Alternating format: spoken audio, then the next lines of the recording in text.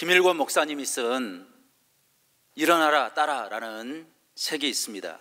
이 책은 뇌성마비 딸을 일으켜 세운 목사님 가정의 간증의 이야기를 기록하고 있습니다. 딸이 태어난 지 3일 만에 뇌성마비라는 천청병력과 같은 진단을 받게 되었습니다.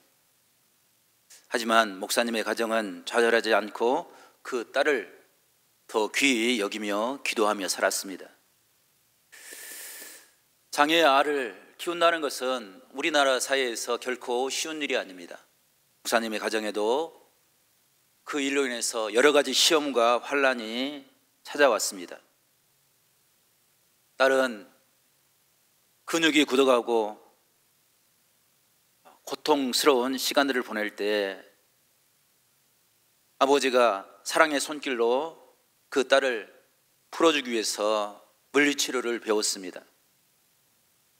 자갈길을 걷는 시간을 보내면 좋다라고 이야기를 듣고 그 아이와 함께 자갈길을 매일매일 걸으며 보냈습니다.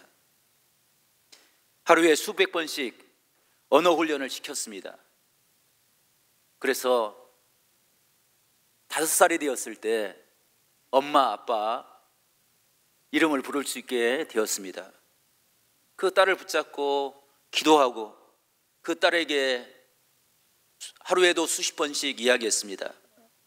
딸아, 아빠가 엄마가 너를 사랑한단다. 뿐만 아니라 주님께서도 너를 결코 떠나지 않고 함께 주실 거란다. 그 딸의 상상력과 지능을 개발하기 위해서 동화를 들려주었습니다. 그 딸은 다소 장애가 남았지만 정상에 가까운 그런 성장을 하였습니다.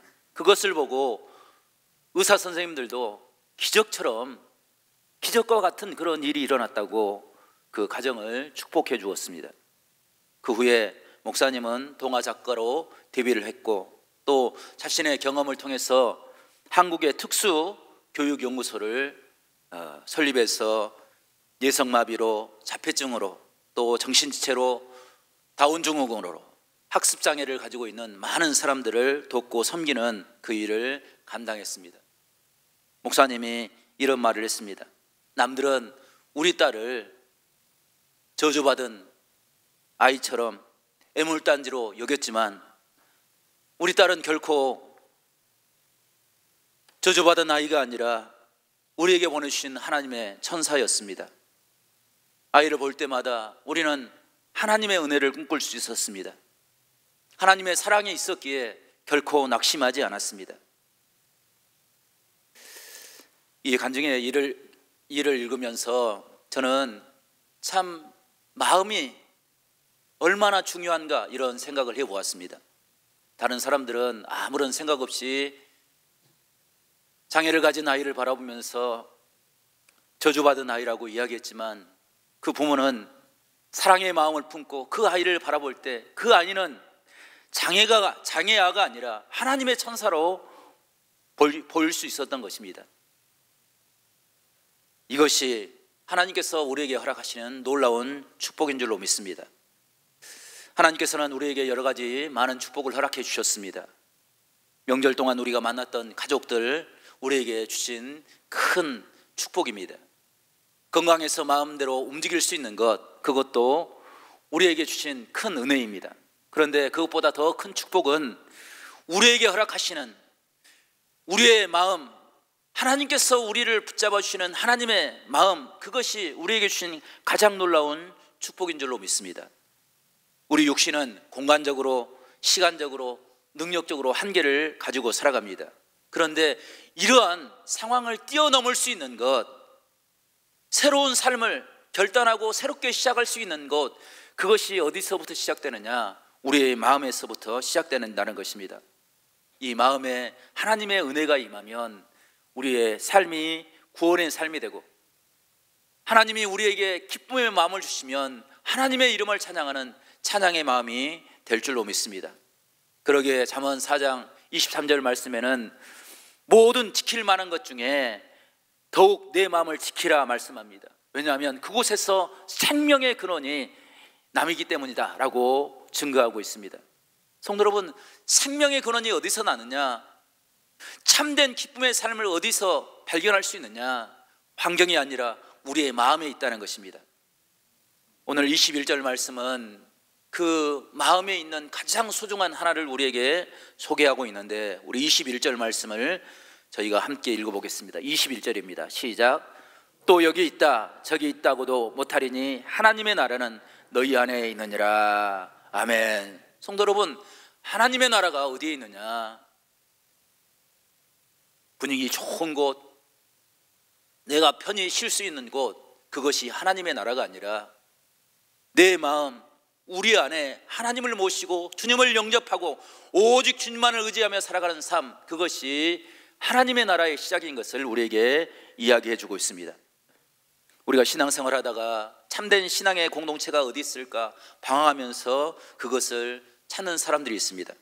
그런데 이 땅에서 만나는 하나님의 나라는 모이는 장소가 아니라, 모이는 사람들이, 그 사람들에 의해서 결정되는 것이 아니라 하나님의 나라가, 하나님의 사랑이, 하나님의 구원의 은혜가 우리 마음에 있느냐 우리 마음에 없느냐에 따라 결정된다는 것입니다. 그래서 주님께서는 이렇게 말씀합니다. 하나님의 나라는 너희 안에 있느니라. 이 말씀을 우리가 가지고 우리 설 명절을 지난 후에 첫 번째 인사를 우리가 이렇게 나누겠는데요, 우리 믿음의 인사를 이렇게 나눕시다. 하나님의 나라가 우리 안에 있습니다. 사랑하며 삽시다. 아멘. 성도 여러분, 우리가 주의 성전에서 함께 신앙생활할 때 우리 안에 하나님이 계심을 깨닫고, 우리 안에 하나님의 구원의 은혜가 있음을 깨닫고 사랑하고 이해하며 하나님의 나라를 이루어나가는, 우리 표처럼 하나님의 나라를 세워나갈 수 있는 그런 아름다운 믿음의 공동체가 될 수 있기를 간절히 축복합니다. 오늘 말씀은 바리새인이 주님을 찾아와서 하나님의 나라가 언제 임합니까? 라고 묻는 질문으로 시작합니다. 그런데 주님께서는 하나님의 나라는 사람의 눈으로 볼 수 있는 것이 아니다. 하나님의 나라는 시각적인 것이 아니라 여기 있다 저기 있다 공간적인 것이 아니라 우리 마음에 있다라고 말씀합니다. 그리고 그 하나님의 나라의 참된 모습을 통해서 바리새인들의 신앙이 얼마나 잘못됐는지를 우리에게 가르쳐주고 있습니다. 바리새인들은 입으로는 하나님의 나라를 구합니다, 하나님의 나라를 소망합니다 라고 이야기했지만 실상 그들의 마음에는 하나님이 없었습니다. 그래서 그들의 신앙은 늘 사람을 향해 있었습니다. 시장거리에 나가서 나는 이렇게 기도하는 사람이다 라고 크게 외치며 기도했습니다. 하나님 앞에 예물을 드릴 때도 사람이 보는 그 가운데 많이 드리는 것, 그것이 자신들의 신앙의 모습이라고 떵떵거리면서 그것을 하나님 앞에 드리는 그런 삶을 살았습니다.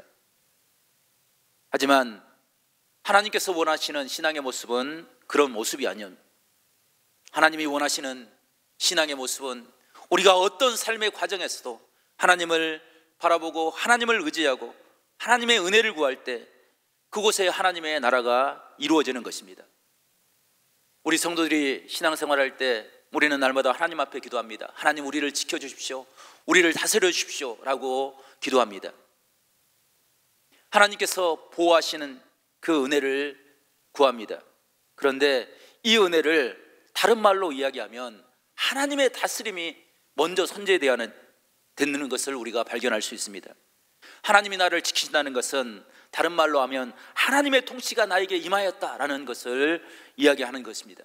그런데 우리는 하나님께서 나를 보호하시고 나를 지켜주시는 것은 오케이, 그런데 하나님이 나를 간섭하고 나를 통치하는 것은 노라고 생각하며 그것을 신앙이라고 이야기하는 사람들이 있습니다. 그런데 하나님의 통치와 하나님의 다스림이 없이 하나님의 보호하심이 어떻게 이루어질 수 있겠습니까? 하나님의 보호하심은 하나님의 통치로 시작되는 것입니다. 그것이 하나님의 나라를 경험하는 신앙의 은혜입니다. 성경을 보면 많은 사람들이 하나님의 나라를 꿈꾸며 살아갔습니다. 요한과 야고보는 주님의 나라가 오면 주님의 나라에서 자신은 우편에, 다른 형제는 좌편에 앉게 해달라고 기도합니다. 그들은 하나님의 나라는 권력이라 생각했습니다. 그래서 남들 위에 서는 것, 남들보다 한 발 앞서는 것, 그것을 가장 큰 권력이라고 생각했습니다. 그들뿐 아니라 제자들도 마찬가지였습니다. 야고보와 요한이 그것을 구할 때 제자들은 온통 벌집을 수선한 것처럼 다툼이 일어났습니다. 권력을 갖기 위해서, 힘을 갖기 위해서 내가 그것을 찾아야 된다고 생각을 했습니다. 그런데 그런 모습으로는 결코 하나님의 나라를 이룰 수 없음을 우리가 발견하게 됩니다. 설 명절 기간에 광주에서 끔찍한 불행한 사건이 일어났습니다. 29일 오전 0시 11분에 광주 동구 학동의 한 아파트에서 80대 노모를 60대 아들이 주먹으로 폭행해서 숨지게 한 사건이 일어났습니다. 80대 어머니를 그 아들이 살해한 것입니다. 범행 후에 아들이 그 사실을 친구에게 이야기했고 그 친구가 신고해서 경찰이 출동했습니다. 그리고 그를 검거했습니다. 현재 경찰은 자세한 범행 동기와 경위를 조사 중에 있다고 합니다. 그런데 이 피해자 어머니가 치매를 앓고 있었던 것입니다. 가족들은 그 이야기를 바탕으로 해서 사건의 배경을 파악하고 있습니다.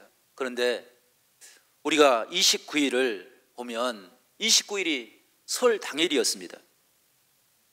많은 사람들이 설을 행복하게 보내기 위해서 그것을 꿈꾸고 가족들이 모여서 이해하고 사랑을 나누고 배려하는 그런 시간을 꿈꿀 때 이 가정에는 끔찍한 사건이 일어난 것입니다. 명절은 저절로 이루어지는 것이 아닙니다. 그 마음속에 행복한 명절을 보낼 수 있는 그런 힘을 가질 때 우리가 명절을 행복하게 보낼 수 있는 것입니다. 주님께서는 바리새인의 신앙이 이와 같음을 우리에게 이야기하고 있습니다. 누가복음을 보면 누가복음을 기록한 누가는 예수님께 치료받은 10명의 나병 환자 비유로 이 말씀을 우리에게 들려주고 있습니다. 예수님께서 사마리아와 갈릴리 사이로 지나가시다가 한 마을에 들어가셨습니다. 그곳에서 10명의 나병 환자를 만났습니다. 그들이 예수님을 만날 때 멀리서 외쳤습니다. 예수 선생님이여, 우리를 불쌍히 여겨주십시오. 주님은 그들의 외침이 얼마나 간절한지, 그들의 간구가 얼마나 주님을 향한 신실한 모습을 가지고 있는지 알아차렸습니다. 그래서 그들에게 이렇게 이야기합니다. 가서 제사장들에게 몸을 보여라. 그런데 이 말은 제사장에 가서 몸 보인다는 것 쉽게 생각하면 쉬울 수 있는 일입니다. 그런데 문둥병을 가지고 제사장에게 나간다는 것은 결코 쉬운 일이 아닙니다. 불가능에 가까운 일입니다.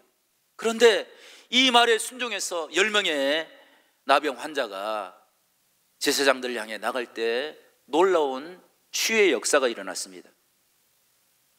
우리는 이 모습을 보면서 순종이 어떤 의미를 가지고 있는지 분명하게 깨달아야 될 줄로 믿습니다. 순종은 내가 이해될 때, 내가 하고 싶을 때 하는 것, 그것이 순종이 아닙니다. 오늘 말씀처럼 불가능한 일처럼 보이는 그 일들조차도 주님이 하시는, 주님께서 나에게 들려주시는 말씀이라고 한다면 그 말씀대로 따라서 나가는 것, 그것이 순종의 의미입니다. 순종할 때 하나님의 놀라운 기적의 역사가 일어날 줄로 믿습니다. 하나님께서 다스리시고 하나님께서 인도하시는 그 은혜를 깨닫고 그 말씀 앞에 온전히 서는 것, 그것이 믿음의 모습이다. 성경은 우리에게 말씀해 주고 있습니다.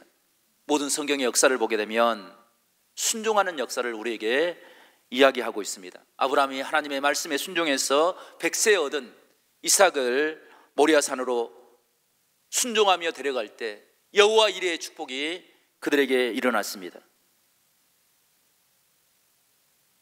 엘리야 선지자는 3년 6개월 동안 비가 내리지 않는 극심한 가뭄과 기근 속에서도 하나님께서 내리시는 은혜의 단비를 바라보며 하나님의 은혜를 구하였습니다.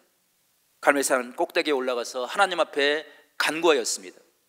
3년 6개월 동안 기근과 가뭄으로 지쳐 있을 때 어제와 같은 똑같은 오늘이 벌어지리라고 다른 사람들은 그런 절망의 마음을 품고 살았습니다. 그런데 엘리야는 하나님의 말씀을, 하나님의 언약을 기억할 때 이스라엘 땅에는 비가 내리지 않았지만 엘리야의 마음에는 이미 하나님의 은혜 단비가 차고 넘치도록 내리고 있었던 것입니다. 그래서 그는 사환을 데리고 갈멜산 꼭대기로 올라갔습니다. 하나님을 향하여 간절히 기도했습니다. 이제 허락해달라고 하나님께서 말씀하신 그 은혜의 단비가 이 땅에 차고 넘치도록 하나님께서 은혜를 베풀어 달라고 간구했습니다. 기도하였지만 응답이 없었습니다. 하지만 엘리야는 그것 때문에 좌절하지 않았습니다. 왜냐하면 그의 마음속에는 이미 하나님의 은혜의 단비가 가득 차고 넘쳤기 때문입니다. 다시 기도하였습니다. 하지만 그 기도도 실패했습니다. 그럼에도 불구하고 엘리야는 결코 절망하지 않았습니다. 왜냐하면 그의 마음속에는 하나님의 은혜가 있었기 때문입니다. 그 시대에 수많은 사람들이 살았습니다. 그들은 그 마음속에 절망과 좌절의 마음을 품고 살았습니다. 그런데 엘리야의 마음속에는 하나님께서 약속하신 그 말씀으로 날마다 하나님의 은혜의 단비가 차고 넘쳤던 것을 우리가 발견하게 됩니다.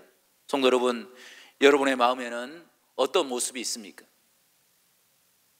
하나님의 나를 바라보면서 하나님의 말씀을 기억하면서 하나님의 은혜의 단비로 우리의 마음이 하나님의 은혜로 가득 채워져 있습니까? 아니면 절망과 좌절과 욕심과 탐욕으로 이 땅의 세상의 모습을 닮아가고 있지는 않습니까? 우리가 주의 말씀을 들을 때마다 주의 은혜로 우리의 심령이 가득 채워질 수 있기를 간절히 축복합니다. 은혜의 단비로 채워져서 날마다 새로운 소망을 꿈꾸며 하나님의 은혜를 바라보며 살아갈 수 있는 복된 믿음의 삶을 살아가는 우리 모두가 될 수 있기를 간절히 축복합니다. 그래서 우리의 마음에 하나님의 나라가 임할 수 있기를 간절히 축복합니다. 하나님의 통치가 있고 하나님의 다스림이 있고 하나님의 보호하심이 있고 하나님의 인도하심이 있어서 세상의 어떤 상황에서도 절망하지 않냐고 하나님의 은혜를 볼 수 있는 그런 아름다운 놀라운 신앙의 역사가 우리 가운데 있기를 간절히 축원합니다. 두 번째로, 하나님의 나라가 우리의 마음에 임한다는 것은 주의 은혜를 깨달음으로 감사하는 신앙의 삶을 살아가는 모습을 우리에게 말씀해 주고 있습니다. 하나님께서는 날마다 우리와 동행하심으로 우리 모든 성도들에게 감사의 마음을 허락하여 주십니다. 그런데 우리 마음속에서 감사가 사라진다는 것은 개인적으로 또 신앙적으로 매우 불행한 일입니다. 왜냐하면 감사가 사라진다는 것은 그만큼 하나님보다 내 개인의 감정을 앞세우기 때문입니다. 이것이 바리새인들의 신앙이었습니다. 바리새인들은 자신의 생각대로 남을 비난하기에 주저하지 않았습니다. 정죄하고 자신을 드러내는 그런 믿음의 삶을 살았습니다. 그런데 주님께서는 정죄가 아니라 용서를 선포해 주셨고 섬김의 모습을 우리에게 증거해 주셨습니다. 그리고 주의 말씀을 통해서 하나님의 능력을 통해서 모든 사람들을 치유하고 회복하는 그런 은혜를 베풀어 주신 것입니다. 오늘 10명의 나병 환자가 제사장들에게 가다가 놀라운 기적을 경험했습니다. 자신의 몸이 썩어 들어가고 고통 가운데 있었던 그 나병이 취함을 받은 것입니다.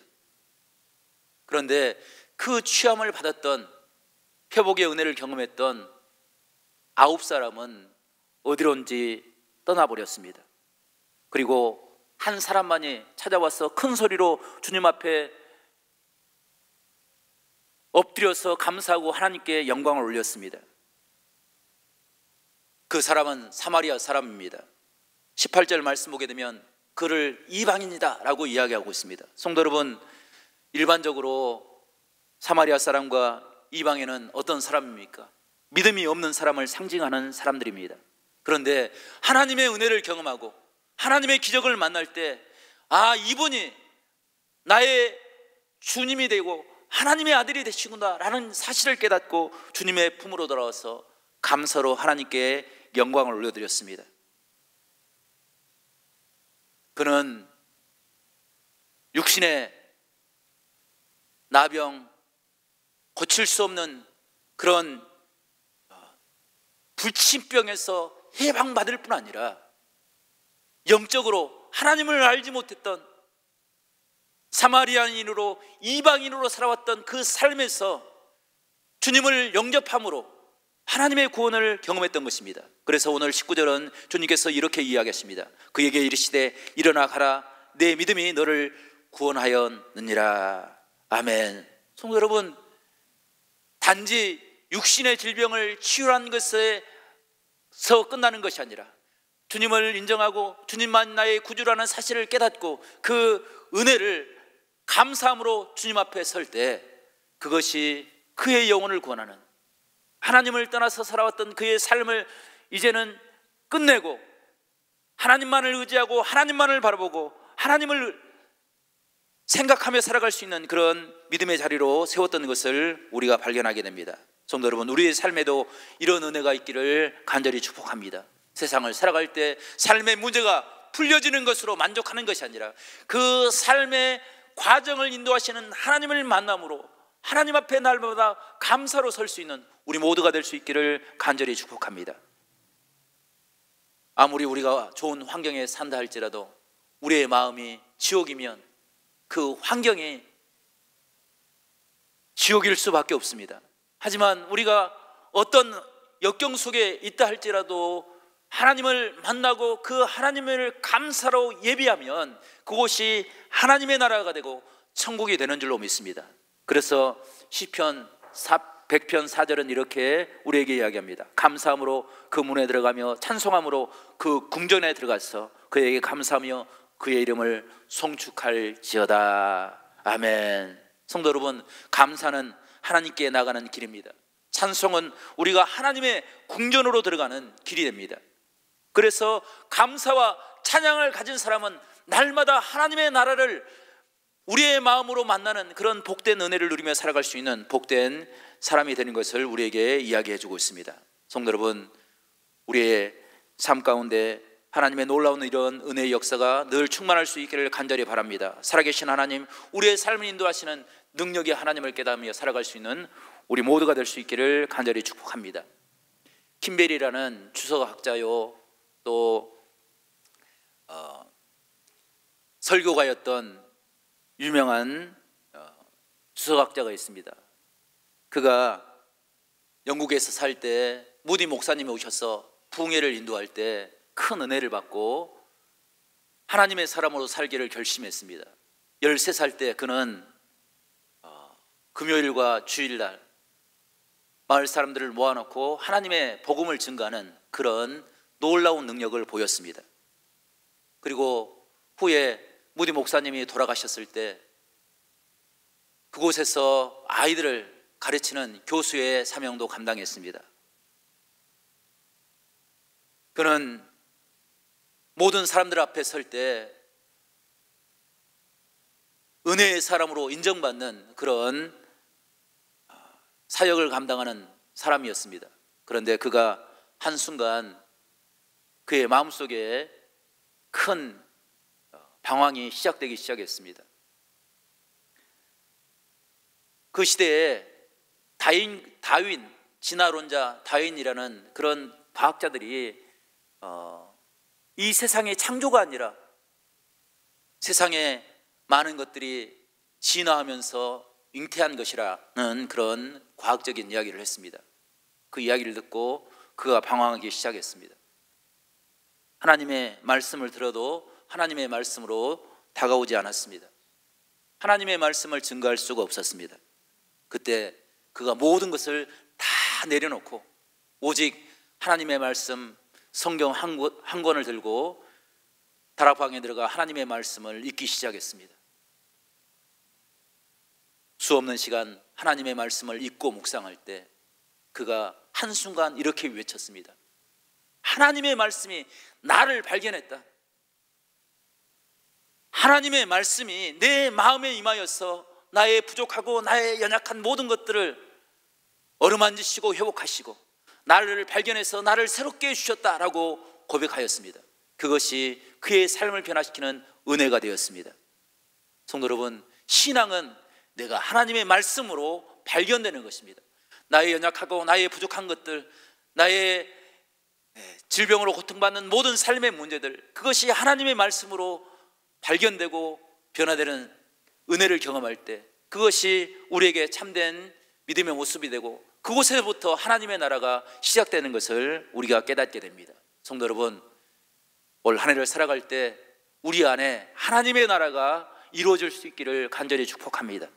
하나님의 말씀을 읽고 묵상할 때 그 말씀이 우리를 발견하고 우리를 변화시키고 우리가 하나님 앞에 가까이 나가 하나님을 예배할 때 우리 심령이 솟생케 되는 놀라운 축복을 우리 모두가 누리며 살아갈 수 있기를 간절히 소망합니다.